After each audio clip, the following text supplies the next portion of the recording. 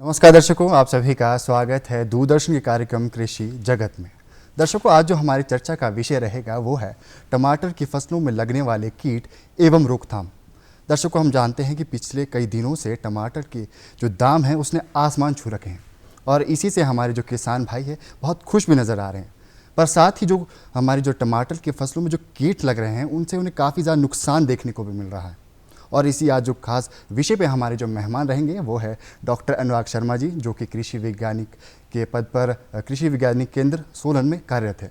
Sir, मैं आपका स्वागत करता हूं हमारे आज के कार्यक्रम में। सर, सबसे पहले मैं ये आपसे जानना चाहूँगा कि आखिर जो हमारे हिमाचल प्रदेश में जो टमाटर की जो खेती है किस स्तर पर की जाती है और कौन कौन से क्षेत्र में की जाती है? देखिए, अगर हिमाचल की अगर हम बात करें तो हमारा कृषि विज्ञान केंद्र सोलन में है जी। तो सोलन जो है एक सब्जी की बॉल एक कह सकते हैं आप। जी जी। सबसे ज़्यादा जो कैश क्रॉप्स हैं वो इस समय आपके सोलन ज़िला में हो रही है और इसमें जैसे आजकल का जो समय है उसमें सबसे ज़्यादा अधिक टमाटर और शिमला मिर्च, इन दो फसलों का उत्पादन हो रहा है। इसके साथ कुछ एक स्तर पर खीरा भी लगाया जाता है और फ्रासबीन का भी पैदावार की जा रही है। लेकिन जो हमारा सोलन क्षेत्र, सोलन ज़िला है, उसमें लगभग 4200 हेक्टेयर जो एरिया है वो आपके टमाटर के अंदर, सिर्फ टमाटर के अंदर ही है।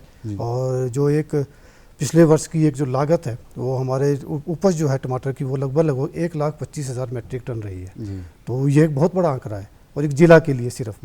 तो आप इससे अंदाज़ा लगा सकते हैं कि जो सोलन ज़िला के किसान हैं वो कितनी उनकी आत्मनिर्भरता है टमाटर की फसल के ऊपर। तो कहीं ना कहीं हमारे पूरे प्रदेश और सोलन में ही साथ में जो टमाटर की खेती काफ़ी अच्छे स्तर पर की जा रही है, बहुत अच्छे स्तर पर की जा रही है। और मैं ये कहूँगा, और हम अक्सर फील्ड में भी जाते रहते हैं फसलों से संबंधित, कभी भी कोई समस्या होती है तो हमें किसान, सोलन ज़िला के खासकर किसानों की मैं बात करूँगा, उनसे मिलकर उनसे इंटरेक्शन करके ये बड़ा अच्छा लगता है कि उनको इस विषय में एक तो जानकारी भी है और अगर जानकारी का कहीं अगर अभाव है तो वो जानकारी ग्रहण भी करना चाहते हैं, सहजता से स्वीकार करते हैं उसे। तो ये एक अच्छा सिंबल है। अगर आप कृषि को और अपनी उपज को, अपनी फसल को बढ़ाना चाहते हैं तो आपको सीखना पड़ेगा। अगर आपसे कुछ सीखने जाता है तो उसे सिखाना पड़ेगा। तो ये दोनों चीज़ें हमारे सोलन जिला के किसानों में काफ़ी अच्छी। तो कहीं ना कहीं जो हमारे किसान भाई है वो जागरूक भी है फसलों को लेकर और जो कीट या बीमारी लगती है उसे लेकर जागरूक है। ये काफ़ी अच्छी बात हम मान सकते हैं जी। सर, अगर हम बात करें हिमाचल प्रदेश में जो टमाटर की फसलों में जो प्रमुख कीट कौन कौन से नज़र आते हैं? देखिए, अगर हम टमाटर की फसल की बात करें तो टमाटर में 2-3 तरह के कीट आ जाते हैं। एक कीट जो आपके रस चूसते हैं पत्तों से, ठीक है जी, वो रस चूसने वाले कीटों की श्रेणी एक अलग है। दूसरे कीट आपके ऐसे हैं जो आरंभ में आके आपके फसलों को नुकसान पहुंचा रहे हैं, फसलों को जो आप रोपण करते हैं उन्हें ही काट रहे हैं। तीसरे हैं जो आपके फलों को जाकर नुकसान पहुंचा रहे हैं। तो हम इनको 3 कैटेगरी में लगभग इनको बांट सकते हैं। तो अगर हम शुरुआत से देखें, जब आप पौधारोपण कर देते हैं तो सर्वप्रथम हमारे जो किसान भाई हैं, जो सर्वप्रथम जिस कीट को जो वो फेस करते हैं, जिसका वो सामना करते हैं, वो है कठुआ कीट। अक्सर हम किसानों के पास जाते हैं तो वो ये कहते हैं, जी मैंने तो रात को पौधारोपण किया था, सुबह को मेरे टमाटर हैं गिरे पड़े पे। तो उसका मुख्य कारण जो है ये कठुआ कीट। इसके बाद अक्सर आप लोगों ने सुना होगा किसानों से भी और सभी से कि हमारे फलों पे छेद पड़ गए हैं, तो वो फल छेदक कीट है। फिर आपके पास आती है सफ़ेद मक्खी, बड़ी महीन सी मक्खी होती है, उड़ती रहती है। वो आपके बड़े ही, उसके जो शिशु भी हैं और वयस्क भी हैं, दोनों क्या करते हैं, शिशु रस चूसना शुरू कर देते हैं। इससे आपके पत्ते भी मुरझा जाते हैं, फलों की पैदावार भी कम हो जाती है। इसी तरह से कुछ क्षेत्रों में माइट आता है, लेकिन था वो कीट की श्रेणी में नहीं है माइट, लेकिन वो भी एक रस चूसने वाला है। तो वो भी काफ़ी एक भयंकर तरह से नुकसान करता है। और इन सब में सबसे ऊपर में अगर रखूँगा तो वह है फल मक्खी, जो कि इस समय टमाटर में ही नहीं, खीरे में भी आती है, आम में आ रही है, आपके अमरूद में भी आ रही है। तो एक बहुत ज़्यादा नुकसान करने वाला कीट जो है वो काफ़ी ज़्यादा गंभीर है, बहुत गंभीर है। जी सर, जैसे सर आपने बताया जो कटवा कीट है काफ़ी गंभीर समस्या है, तो मैं चाहूँगा कि आप हमारे दर्शकों को बताएं आखिर ये किस तरह से प्रभाव करता है और इससे बचाव किस तरह से किया जा सकता है? जी देखिए, मैं आपको कुछ एक चित्र के माध्यम से दिखाना चाहूँगा। किसान भाइयों को सर्वप्रथम तो कीट की पहचान होनी चाहिए कि कीट कौन सा है, कैसे आ सकता है। तो आप अगर ये देख रहे हैं तो ऊपर की तरफ क्या है, इसका वयस्क। किसान अक्सर इस सुंडी को देख के सोचता है कि नुकसान करने वाली अवस्था सिर्फ यही है, लेकिन किसान भाइयों को मैं आज एक अच्छा माध्यम है, लोग क्योंकि इसे देख भी रहे हैं, किसान भाई इसे देख के इसे पहचान सकते हैं कि आपको कीट की रोकथाम कहाँ से करनी है, किस तरह। क्योंकि आपका अगला प्रश्न है जो प्रबंधन है। देखिए, हमें प्रबंधन कहाँ से करना है, हम किसान कहाँ से शुरू करता है, शिशु से, जो एक अवस्था आ रही है सुंडी। हमें प्रबंधन करना है इन वयस्कों से, ठीक है। अब किसान अगर इस बात को समझ ले, और मुझे थोड़ी खुशी भी इस बात की है कि सोलन में किसान इस बारे में जागरूक है, तो अगर हमें प्रबंधन करना है तो इन शिशुओं का करना है। और हर एक कीट का शिशु और हर एक कीट का वयस्क अलग अलग तरह से प्रभाव करता है। किसान को लगता है ये शिशु नुकसान पहुंचा रहा है, लेकिन नहीं, ये जो वयस्क हैं सबसे अधिक नुकसान तो ये आपके खेत में आगे कर रहे हैं। किस तरह से कि ये जो वयस्क है इनके नर और मादा प्रजनन करते हैं, और मादा जो है अंडे आके दे जाती है। एक मादा एक समय में 100 से लेकर 300-500 अंडे तक दे जाती है। तो आप सोचिए अगर आप इन वयस्कों को पकड़ने का काम शुरू कर देते हैं तो कितना आसानी से आप एक अपने जो रसायन का इस्तेमाल जो काफ़ी कर रहे हैं हम उससे कम कर सकते हैं। ठीक है, तो ये आपका कटुआ कीट है। अगर किसान इसकी पहचान रखे, ये अक्सर आपको सबसे अधिक सबसे अच्छा तरीका इसे देखने का है, शाम के समय अगर आप घर के बाहर रोशनी जलाते हैं, बल्ब जलाते हैं, तो अक्सर इस तरह की पतंगे जो हैं आपके लाइट के आसपास घूमने शुरू कर देते हैं। तो ये उन पतंगों में आप पकड़ेंगे तो आप इन्हें पकड़ के आसानी से पहचान सकते हैं कि ये आपका कटुआ कीट है। जी सर, अगर इनकी बात करें इससे बचाव की, देखिए बचाव मैं सोच रहा हूँ कि अंत में एक साथ करते हैं। बिल्कुल। इसके अलावा अभी मैं आपको थोड़ा सा बताता हूँ जो फल छेदक है। ठीक है, इसके अलावा दूसरी श्रेणी जो आती है वो फल छेदक की आती है। तो फल छेदक में आपके 2 तरह के हैं, एक तो आपका है स्पोडोप्टेरा और एक है आपका हेलिकोवर्पा। ये जो 2 कीट है ये अलग अलग सोलन में हम अक्सर फील्ड में जाते हैं, सोलन जिला में ये दोनों ही कीट फल छेदक जो है काफ़ी मात्रा में पाए जा रहे हैं। और इनकी पहचान बड़ी ही आसानी से हो जाती है। इनके शिशुओं से इनकी पहचान, इनके वयस्कों से इनकी पहचान बड़ी आसानी से हम इनकी कर सकते हैं, जैसे कि आप इन चित्रों में भी देख सकते हैं। तो इसके साथ ही मैं आपको किसान भाइयों को थोड़ा सा एक जानकारी देना चाहूँगा कि जब आप ऐसे इस तरह की जो पतंगे हैं आपको अगर आपको रोशनी में आसपास दिख रहे हैं तो आप साधारण सा एक तरीका अपना लीजिए। बहुत साधारण तरीका है, कोई भी रोशनी का बल्ब जला है उसके नीचे आप एक पानी का कोई भी बर्तन रख दीजिए, टब रख दीजिए, खुला बर्तन होना चाहिए जिसमें आप पानी भी डाल सकें, और थोड़ा सा अगर हो सके तो कोई भी एक कीटनाशक या मिट्टी का तेल, ताकि जो इसमें जो वयस्क गिरेगा वो मर जाए। आसान सा तरीका है प्रबंधन का ये, और ये अक्सर किसान आजकल इसको अपना भी रहे हैं। इसको बोलते हैं लाइट ट्रैप्स। ठीक है, आजकल मार्केट में तरह तरह के लाइट ट्रैप्स अवेलेबल है। बहुत सोलर से चलने वाले भी हैं, बिजली की ऊर्जा से चलने वाले भी हैं, लेकिन किसान जो है अक्सर खेत उनके दूर होते हैं, वो शिकायत करते हैं कि बिजली कैसे पहुंचाएं, बिजली कैसे पहुंचाएं। तो उनके लिए सोलर ट्रैप्स बड़े इजीली अवेलेबल है, क्योंकि ये जो पतंगे हैं ये पतंगे अक्सर जो है रोशनी की ओर आकर्षित होती है। ये रोशनी की ओर आकर्षित होंगे, तो इन्हें पकड़ने का सबसे आसान तरीका क्या है, रोशनी को इस्तेमाल किया, रोशनी का इनका इस्तेमाल करके इन पतंगों को पकड़ें। अगर आप इन पतंगों को पकड़ लेते हैं तो आगे आपके, जैसे मैंने आपको बताया, अंडे कम होंगे, अंडे कम होंगे तो शिशु कम हो जाएंगे, शिशु कम होंगे तो किसान का जो एक खर्चा आ रहा है रसायनों के ऊपर, जो कि मैं आपको बता रहा हूँ कि इस साल जैसे इस बार बारिश हुई, काफ़ी फसल का नुकसान हुआ है, तो कुछ किसान ऐसे भी हैं जिनको अच्छा रेट नहीं मिला और वो बेचारे कर्ज में थोड़ा डूब रहे हैं। तो मेरा सभी किसानों से आग्रह रहेगा आपके चैनल के माध्यम से, इस प्रोग्राम के माध्यम से, कि रसायनों का इस्तेमाल को धीरे धीरे हम कम करें। हमें इनके वैकल्पिक अन्य जो तरीके हैं वो ढूंढने पड़ेंगे, और वो हैं हमारे विज्ञान में।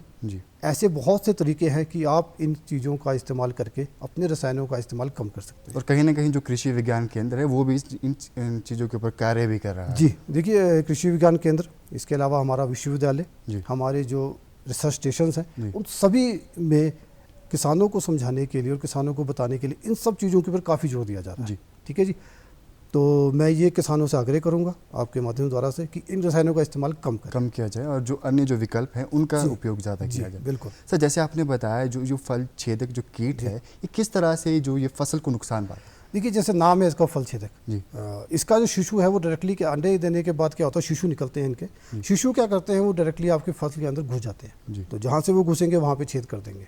ठीक है, तो उससे क्या होगा, आपकी मार्केट वैल्यू खत्म हो जाएगी।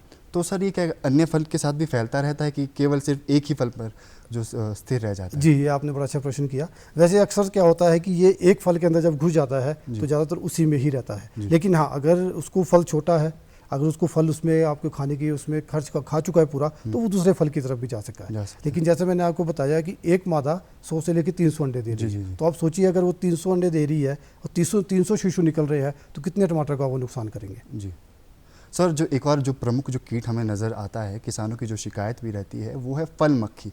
आखिर वो क्या होती है और वो किस तरह से जो फसलों को प्रभाव कर रही है? देखिए, फल मक्खी इस समय सोलन जिला में, क्या मैं पूरे कहूँगा पूरे हिमाचल में, सिर्फ टमाटर में ही नहीं अन्य फसलों में भी एक बहुत भयंकर कीट बन के उभर रहा है। और इसका सबसे बड़ा कारण यही है कि इसके जो अंडे हैं, मादा जो अंडे देके जाती है, बड़े ही महीन होते हैं जी। और इसका शिशु भी बड़ा महीन है जी। ये तब पता लगता है जब आपका फसल, आपका जो खीरा है, मान लीजिए टमाटर, जब पूरी तरह सड़ना शुरू हो जाता है, तब जाके पता लगता है कि मेरे खेत में जो है फल मक्खी का प्रकोप आ गया है। तो इसके सबसे बड़ा जो एक कारण है वो ये है कि अगर हम अपने खेत में साफ़ सफाई ना रखें। हमने अक्सर देखा है कि किसान क्या करते हैं, पुराने पिछले साल के जो अवशेष होते हैं वो किसान खेत के चारों ओर ऐसे फेंक देते हैं, फैला देते हैं। ठीक है जी। तो उनको डंप अच्छी तरह से नहीं करते, डिकम्पोज अच्छी तरह से नहीं करते। तो एक सबसे बड़ा कारण है कि ये जो आपने जो क्रॉप रिफ्यूजर रख दिया है, आपने जो क्रॉप के अवशेष रख दिए फसल के, उसमें जो क्या होता है, अगर मैं आपको दिखाऊं इस चित्र के माध्यम से तो थोड़ा किसान भाइयों को समझ में आएगा। आप ये अवस्था देखेंगे, इसे हम प्यूपा कहते हैं जी, ठीक है जी। ये प्यूपा है, ये एक ऐसी अवस्था है, इस समय जो है कीट बिल्कुल एक सुप्त अवस्था में है। इस समय ना उसे खाने की आवश्यकता है, ना जल की आवश्यकता है, ना पानी की आवश्यकता है। अगर आप इस अवस्था में फसल काटने के बाद वो इसमें छुप जाता है। अगर आप इस अवस्था में उसे क्रॉप रिफ्यूजर को आपने कहीं फेंक दिया तो वो इस अवस्था में पूरे साल भर तक जीवित रह सकता है। जब आपका अगले साल मौसम अनुकूल होगा, फसल आपकी लगेगी, तो ये क्या होगा, इसमें से आपका देख रहे होंगे ये इस तरह से वयस्क निकलना आरंभ हो जाते हैं। तो कहीं ना कहीं ये इतनी आसानी से मरता नहीं है और काफ़ी समय तक ये जीवित भी रह सकता है। बहुत रह सकता है। देखिए ये सभी तरह के कीट हैं, जितने भी हमारे कीट हैं, फल छेदक है, कटुआ कीट देखा आपने, फल मक्खी देखी आपने, इन सब में क्या है, प्यूपा जो है एक ऐसी स्टेज आके उभरती है जो किसान की नज़र से हमेशा बच के निकल जाती है। और यही अवस्था है जो हमारी जो विज्ञान कहता है कि हमें जो प्रबंधन करना है इन कीटों का, इसी अवस्था से करना है, ठीक है जी। तो अवस्था आपकी ये है कि प्यूपा को आपने कंट्रोल करना है। प्यूपा कैसे कंट्रोल होगा, अगर आप फसल जोत रहे हैं, खेत जोत रहे हैं अपना, तो आपको प्यूपा अक्सर आपको मिट्टी में दिखते हैं। किसान क्या करता है, उन्हें उठाता है और फेंक देता है। हमें किसानों से मैं चैनल के माध्यम से आग्रह करूंगा कि अगली बार जब मिले तो इन्हें इकट्ठा करें और इन्हें क्रश कर दें, मैकेनिकली आप इन्हें डिस्ट्रॉय करें ताकि इसमें से व्यस्क ना निकले। तो क्या किसान इन्हें जला भी सकता है सर? जी, जला भी सकता है, पर जलाने का मुझे लगता नहीं है कि वो इतना काम करेगा। या तो एक बड़ा सा गड्ढा कर दे, उस गड्ढे के अंदर बिल्कुल नीचे जैसे दबा दे, कम से कम 1.5-2 मीटर गड्ढा करके उनमें डाल दे, ताकि वो इसमें से व्यस्क जो निकले वो ऊपर ना आ सके। तो ये तरीका अगर वो अपनाता है तो इस फल मक्खी का प्रकोप धीरे धीरे कम होगा। मैं ये नहीं कहता कि इन तरीकों को अपना के एक ही बारी में फल मक्खी समाप्त हो जाएगी, लेकिन हाँ, अगर हम क्रॉप रिफ्यूजर अच्छे से मेंटेन करते हैं, अपना पौधे को थोड़ा हेल्दी बनाते हैं, अच्छी तरह से खेती करते हैं, तो ये फल मक्खी का प्रकोप धीरे धीरे कम हो सकता है। जी सर। तो कहीं ना कहीं अपने खेत के आसपास जो साफ़ सफाई रखना बहुत ज़्यादा ज़रूरी है। बहुत ज़रूरी है। और किसान अक्सर हम खेतों में जाके देखते हैं, किसान क्या करता है, जो फल निकलता है जिसमें सुंडी भी होती है वही फेंक देता है, जो गले सड़े हैं। उससे क्या होगा, अगर गला सड़ा कोई बीमारी वाला फल आपने गिरा दिया तो आप सोचिए उसमें से फंगस और बैक्टीरियाज होते हैं, जीवाणु, छोटे छोटे फफूंद होती है, वो बड़े महीन होते हैं और वो करोड़ों लाखों के हवा स्वभाव से निकलते हैं वो। तो आप सोचिए अगर आपने एक फल ऐसा फेंक दिया जिसमें जीवाणु है या फफूंद है, तो वो कितने फलों को नुकसान कर सकता है, और साथ ही फसलों को तो नुकसान कर ही सकता है। तो मैं आप सभी से ये आग्रह करूंगा कि जो भी आपका डेब्रिस होता है अपने फसल का, उससे आप कृपया करके इकट्ठा करें, एक जगह जाके उसे डिकम्पोज करें, ताकि आपकी जो संक्रमण है, जो आपका ये आगे जो है आगे ना फैले, आप उसे वहाँ पे कम से कम रोक सकें।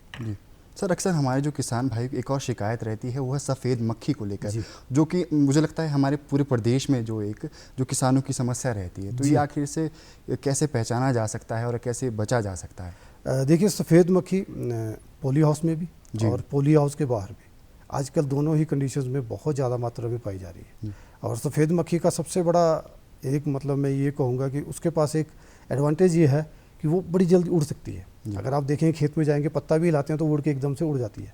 तो किसान भाई है बेचारे हमारे क्या करते हैं, कीटनाशक का इस्तेमाल कर देते हैं, और मक्खी उड़ के क्या करती है, वो साथ वाली घास में, जो हमारे वीड्स होते हैं या साथ वाली घास, उसमें जाके बैठ जाती है। जैसे ही कीटनाशक का प्रभाव खत्म हुआ तो मक्खी दोबारा उसमें तो ये एक फल मक्खी ने अपने लिए एक बड़ा ये एक नेचुरल सा उसने एक ना अपने को बचाने का एक तरीका अपना रखा है। तो इससे कारण क्या होता है कि कीटनाशक का बार बार इस्तेमाल हो रहा है, लेकिन फल मक्खी फिर भी ख़त्म नहीं हो रही है। तो इसके लिए हमारे पास जो होते हैं वैसे स्टिकी ट्रैप्स होते हैं। मैं आपको दिखा भी देता हूँ कि ये होते हैं स्टिकी ट्रैप्स। ये पीले रंग की एक शीट होती है, हमारे किसान भाई शायद देख सकते हैं। हाँ, ये पीले रंग की एक शीट होती है। आप इसमें देखेंगे तो इसमें एक ये ऊपर एक सफ़ेद रंग की शीट लगी है। अगर आप इसे निकाल देंगे, एक तरह का सर इसमें गोंद लगा होता है। तो इस गोंद में क्या होता है, अब ये हर एक कीट का अपने एक नेचर है। सफ़ेद मक्खी का क्या नेचर है, वो पीले रंग की ओर आकर्षित होगी। तो अब इसे अगर आप अपने खेत में टांग देते हैं कम से कम 7 फुट की ऊंचाई पर ज़मीन से, और अगर आप अपने मान लीजिए 1 बीघे का खेत है आपका, तो 1 बीघा में अगर आपने ऐसी 5 या 7 शीटें लगा दी, तो सफ़ेद मक्खी जो उड़ रही है वो इसमें आके चिपकना शुरू हो जाती है। चिपकना शुरू होगी तो क्या होगा कि जो वयस्क इसमें चिपक जाएंगे तो आगे जाके वो प्रजनन नहीं कर पाएंगे। प्रजनन नहीं कर पाएंगे तो क्या होगा, उनके आगे अंडे कम होंगे। तो एक अगली जनरेशन को आप धीरे धीरे कम कर सकते हैं। और ये बड़ा ही कारगर, बहुत कारगर एक माध्यम है सफ़ेद मक्खी को रोकने का। सर, अगर किसी हमारे किसान भाई को इस शीट को लेना हो तो ये कहाँ से इसे उपलब्ध किया जा सकता है? देखिए, ये शीट आजकल बड़ी आसानी से मार्केट में मिल रही है। किसी भी आप इंसेक्टिसाइड वाले से ले सकते हैं जी, बड़ी आसानी से। ये एक शीट 50 रुपए की पड़ती है। अगर किसान क्या चाहता है कि वो खर्चा नहीं करना है तो वो क्या कर सकता है, एक टीन का पीले रंग का उसमें पेंट कर दे और उसके ऊपर ग्रीस लगा दे, तो उसे अगर आप टांग देते हैं तो वो भी कारगर साबित होगा। एक्चुअली हमें दो चीज़ें देखनी है, पहली चीज़ इसमें पीला रंग, दूसरा इसमें चिपकने का जो कोई साधन हो। तो अगर किसान भाई बहन अगर घर में बनाना चाहें तो आसानी से इसे बना भी सकते हैं। सर, एक और जो गंभीर समस्या जो हमें किसान भाइयों से सुनने को मिलती है वो है लीफ माइनर। आखिर सर वो होती क्या है और वो किस तरह से फसलों को नुकसान करती है? आजकल पिछले 2-3 सालों से हम सोलन जिला में लीफ माइनर का प्रकोप काफ़ी ज़्यादा देख रहे हैं। पहले ये कीट जो था टमाटर में इतना ज़्यादा नुकसान नहीं कर रहा था, आजकल इसका प्रकोप बहुत ज़्यादा हो गया है। और मैं आपको, प्रश्न आपका बहुत अच्छा है ये, तो मैं इसका थोड़ा सा आपको दिखा दूं कि ये इस तरह से जो है लीफ माइनर जो है अपना काम करता है। आप ये पत्तों में देख सकते हैं, ये इस तरह से जो है माइनिंग कर देता है, तभी इसका नाम जो दिया गया है लीफ माइनर। तो ये क्या कीट है, इसमें भी आपकी जो है अवस्थाएं अलग अलग चलती हैं। मैं चाहूँगा सर आप एक बार दर्शकों को फिर से दिखाएं। ये देखिए, ये है आपका लीफ माइनर। आप देख सकते हैं टमाटर में किस तरह से इसने पत्तों के ऊपर जो है माइनिंग कर रखी है। जो स्पॉट्स बने हुए हैं, ये जो आप देख रहे हैं ना लाइनें ऐसी, ये सफ़ेद सफ़ेद जैसी है, ये सारा का सारा जो है ये लीफ माइनर का काम है। ये क्या करता है, पत्तों में जो है उसके जो फोटोसिंथेसिस वाला जो केमिकल है, क्लोरोफिल जो है, उसको ये खाना शुरू कर देता है, सफ़ेद सफ़ेद लाइनें बना देता है, जिससे क्या होता है आपका फोटोसिंथेसिस आपकी बाधक हो जाती है। आपकी इससे क्या होगा, आपकी जो फसल की ग्रोथ जो है वो रुक जाएगी, फसल की ग्रोथ भी रुकेगी, आपका फल जो है क्वालिटी वाइज नहीं हो पाएगा, उसकी क्वालिटी कम होगी। इसके बाद इनका प्रकोप इतना बढ़ जाता है कि ये फसल को भी श्रिंक करना शुरू कर देते हैं। तो ये बहुत ही खतरनाक कीट है। इसका नाम जो है साइंटिफिकली टूटा एब्सोल्यूटा है। और ये अब जो है सोलन में जितने भी हमारे नदी पार के इलाके हैं काफ़ी ज़्यादा मात्रा में पाया जा रहा है। ठीक है जी। तो ये जो है कीट, इसके लिए रोकने के लिए भी सबसे अच्छा तरीका तो यही है कि आप जो है फेरोमोन ट्रैप्स का इस्तेमाल करें। सर, अभी तक हमने बात की कीट किस किस जो तरह के हमें कीट देखने के लिए मिलते हैं, और अगर हम बात करें रख रखाव की तो किस तरह से जो हमारे किसान भाई है इससे बच सकते हैं? ये देखिए, अब जो हमारा विज्ञान कहता है वो कहता है एकीकृत कीट प्रबंधन, ये जो है इंटीग्रेटेड पेस्ट मैनेजमेंट। तो इसमें आपका कैसे चलता है, शुरू से कल्चरल प्रैक्टिसेस, मैकेनिकल प्रैक्टिसेस, फिर आपके पास ये ट्रैप्स, जो आपके पास इको फ्रेंडली प्रैक्टिसेस है, लास्ट में आपके पास केमिकल्स। लेकिन थोड़ा दुर्भाग्य ये है कि हमारा किसान जो है पहला विकल्प ही रसायन लेके चलता है। और आजकल अगर आप देख रहे होंगे, प्रदेश सरकार और हमारी भारत सरकार, इनका एक बहुत ही महत्वाकांक्षी योजना चली है, योजना नहीं चली है जिसका नाम है प्राकृतिक खेती। जी। तो मैं थोड़ा सा किसान भाइयों का रुख जो है थोड़ा प्राकृतिक खेती की तरफ ले जाना चाहूँगा इस समय, क्योंकि अक्सर देखिए इस समय कृषि विज्ञान केंद्रों में, हमारे विश्वविद्यालय में प्राकृतिक खेती में काफ़ी ज़्यादा शोध चला हुआ है। और हमारे कृषि विज्ञान केंद्र में भी हमने इस साल शिमला मिर्च, खीरा, टमाटर, ये जो मुख्य फसलें हैं जो सोलन जिला की रीढ़ की हड्डी है फसलों में, हमने इनमें प्राकृतिक खेती के ऊपर ट्रायल लगाया है। और मैं आपको ये बड़े गर्व से कह सकता हूँ कि हमारे पास एक भी रसायन का इस्तेमाल किए बिना टमाटर की फसल, शिमला मिर्च की फसल और खीरे की फसल, जितनी एक आम किसान रासायनिक खेती से प्राप्त कर रहा है उससे ज़्यादा ही हम ले रहे हैं, और हम किसी भी रसायन का इस्तेमाल नहीं कर रहे हैं। तो कहीं ना कहीं इससे जो किसानों की जो आय है वो भी ज़्यादा बढ़ सकती है। आय भी बढ़ रही है। इसके साथ आप दो चीज़ें आप इसमें देखिए, पहली बात लागत। जी बिल्कुल, किसान की लागत, जो किसान एक रसायन खरीदने के लिए बाजार जा रहा है, महंगे महंगे कीटनाशक खरीद रहा है, वो आपकी बिल्कुल खरीदने की आवश्यकता नहीं है। आप अपने घर में उत्पाद बना रहे हैं गौमूत्र से, गाय के गोबर से, और जो छोटी मोटी चीज़ें आप ले सकते हैं उनसे। इसके अलावा एक आपको एक खाने में, जब आप एक फसल बाजार से लेने जा रहे हैं तो आप बड़ी संतुष्टि से ले सकते हैं कि ये जहर से रहित खेती है, मेरा स्वास्थ्य भी ठीक रहेगा। देखिए, हम लोग फसलों को, हम फलों को और सब्जियों क्यों खाते हैं? पौष्टिक लेने के लिए। हम केमिकल के कारण हमने फसलों और फलों की जो है पौष्टिकता खत्म कर दी है।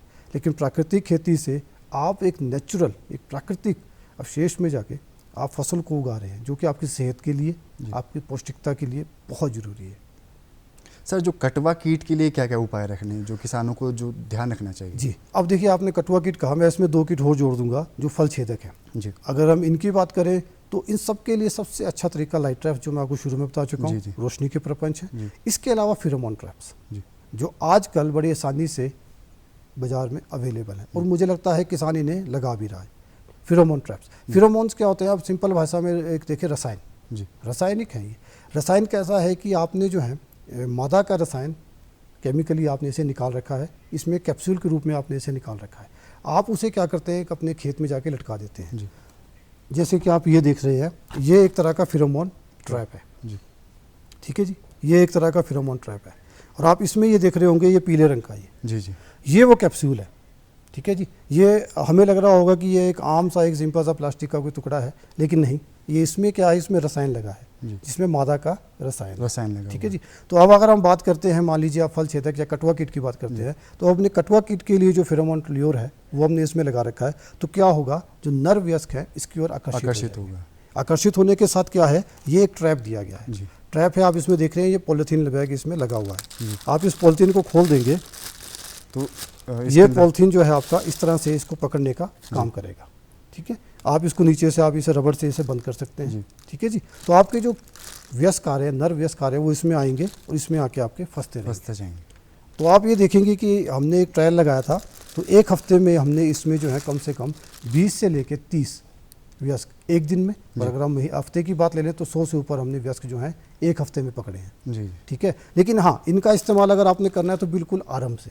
मेरा ये किसानों से आग्रह रहेगा कि अगर आप सोचें कि जी नुकसान हो गया, सुंडी आ गई, मेरी फसल में नुकसान हो गया, तब मैं इनका इस्तेमाल करके बचाऊं, तब नहीं होगा। आपका इनका इस्तेमाल आरंभ से करना, शुरुआत तरीके से करना पड़ेगा। ये आपका एक तरीके का फेरोमोन ट्रैप है। अब आप देख सकते हैं कि ये भी है। आप ट्रैप्स किसी भी तरह का इस्तेमाल कर सकते हैं, एक वो ट्रैप था, एक ये ट्रैप है। आपका मेन चीज़ क्या है, इसके अंदर की जो दवाई, जो मैंने आपको ल्यूर दिखाया, हर एक कीट का वो एक अलग अपना होता है।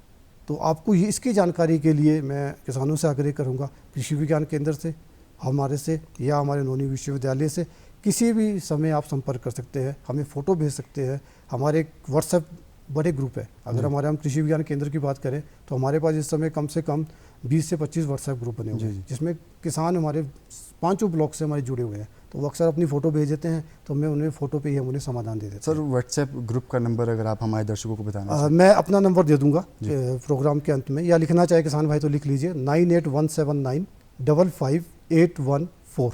मैं चाहूँगा सर एक बार आप दोबारा 9817955814, 98 179 55 814।